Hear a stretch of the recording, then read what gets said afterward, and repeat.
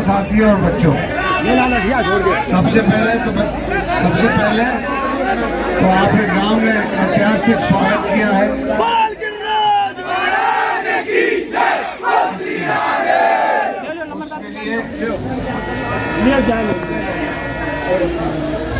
उसके लिए सभी को धन्यवाद देना चाहता हूँ।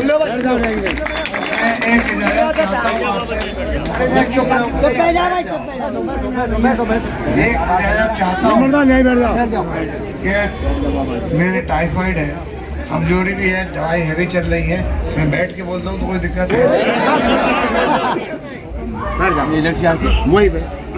देखो, शुरू करूंगा गांव की समस्याओं से। अभी अरे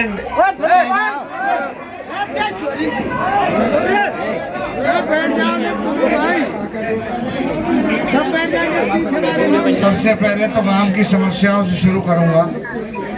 देखिए, पानी के लिए और एक रास्ता कोई अवरुद्ध है, उसके लिए 5 तारीख से पहले कुछ नहीं हो सकता, आचार संहिता लगी हुई है।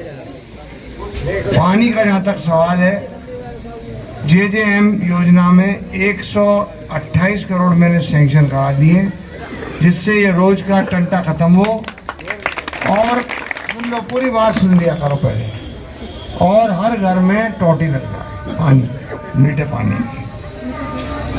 अब बात रही जिले की, जिला बन गया डीग, जो 50 साल से मांग थी।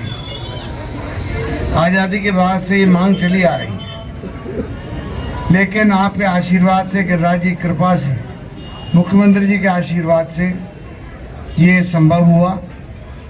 और इसके तहत 1000 से 1500 करोड़ रुपया विकास के लिए आता है, सड़क, बिजली, पानी इत्यादि। उसके लिए कोई जिम्मेदार आदमी की जरूरत है, नहीं तो दलाल और अफसर मिलके खा जाएंगे पैसा में। और अनुभव की जरूरत है। मेरे को 35 साल का अनुभव है राजनीति का, बहुत उतराव चढ़ाव देखे हैं। और इसीलिए मुख्यमंत्री जी ने मुझसे कहा कि देखो, आपने जो मांगा मैंने दिया, अब आपको ये चुनाव लड़ना पड़ेगा। जनता की भी मांग थी कि इस पैसे को कम से कम ढंग से लगा दो, मुझे तो उसमें से कुछ खाना नहीं है, न मैंने आज तक खाया। दूसरी बात, कुबेर में 400 kVA का बाईपास GSS बन गया, जिससे कि न कुमेर डीग में बिजली की कमी रहेगी, पूरे संभाग में बिजली यहाँ से जाएगी। तीसरी बात, 68 करोड़ का बाईपास बन रहा है कुमेर में, जिससे आपको समस्या नहीं आएगी कहीं भी जाने में। सड़कों का धीरे धीरे जाल बिछा रहा हूँ, लेकिन ये सब काम 5 तारीख के बाद ही संभव है। आपको याद होगा, पिछली उसमें बीजेपी सरकार में ये लोग महाराजा सूरजमल ब्रिज यूनिवर्सिटी को गढ़ी सांवल दास में ले जाना चाहते थे। मैंने कहा नहीं, कुबेर में लगेगी, उनकी राजधानी रही है सबसे पहली, इसलिए वहाँ लगनी चाहिए। अब वहीं बनी, तो काम बहुत हुए हैं। डीग में हमारे बच्चियों को दूर जाना पड़ता था, अब डीग में गर्ल्स कॉलेज भी खुल गया। और जिले का तो कहना ही क्या क्या आएगा, अभी देखे जाओ आप। सरकार की मैं ये बात कहना चाहूंगा कि हमारी इस गहलोत सरकार की योजना, चाहे चिरंजीवी की योजना हो, इसमें 25 करोड़ तक का, 25 लाख तक का आपको इलाज के लिए फ्री है। चाहे 8 रुपए में भोजन हो, इंदिरा योजना, रसोई योजना में कितनी स्कीमें रात पर हो जाएगी।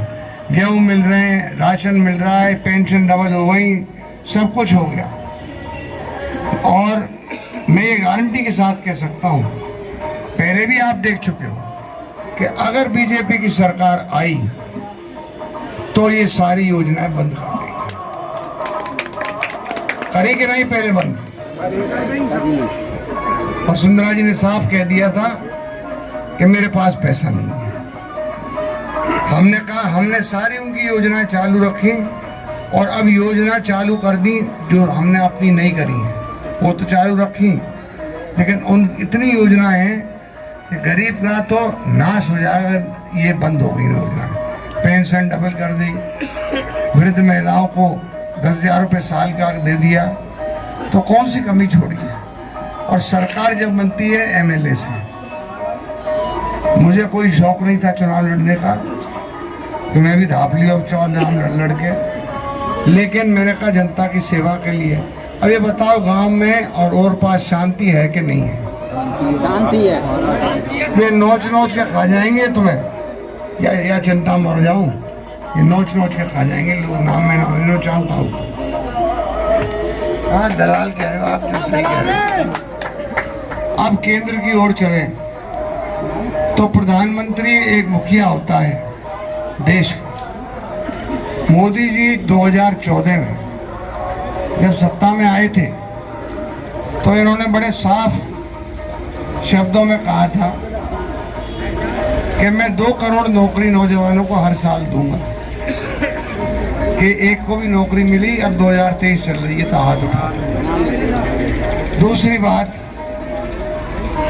इन्होंने वायदा किया था कि अरबों खरबों मैं काला धन लेकर के आऊंगा।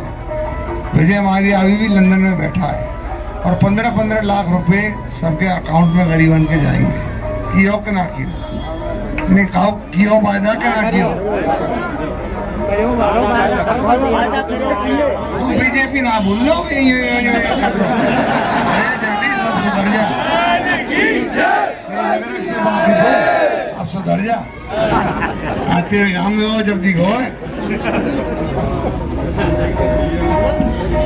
तो ये मुख्य एक प्रधानमंत्री वायदा करें। अब क्या नई योजना चलाई है, हर चीज का निजीकरण।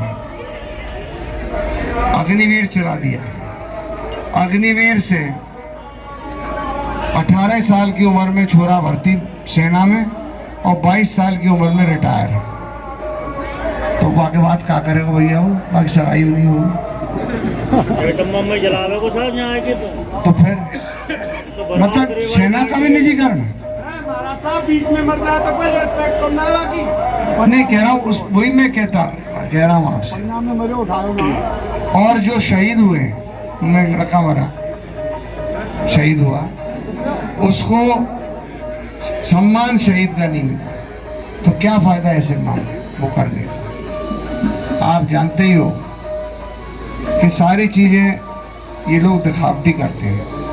कांग्रेस ने जो कहा है उससे ज्यादा किया है। और आपका आशीर्वाद अब से नहीं, 14 पीढ़ी से है मेरे ऊपर, सभी जातियों का, धर्मों का। मैं सबको धन्यवाद भी देना चाहता हूँ और पुनः आशीर्वाद मांग रहा हूँ 25 तारीख के लिए। ब्राह्मणों में मैं अभी मिल के आया था रोड पे ही, मैंने कहा आपकी भागवत में शामिल नहीं हो पाऊंगा क्योंकि मैं 3-4 जगह फिर के आ रहा हूँ, और फिर के आने के बाद बिना स्नान किए जाया ना जाए भागवत में। आपने जो प्यार दिया, सम्मान दिया, मेरी तबीयत खराब है, मोती जलाए मुझे, कल ही टेस्ट निकला है टाइफाइड का, तो मैं अब आगे भी जाना है मुझे। आज्ञा दो। राम राम साहब।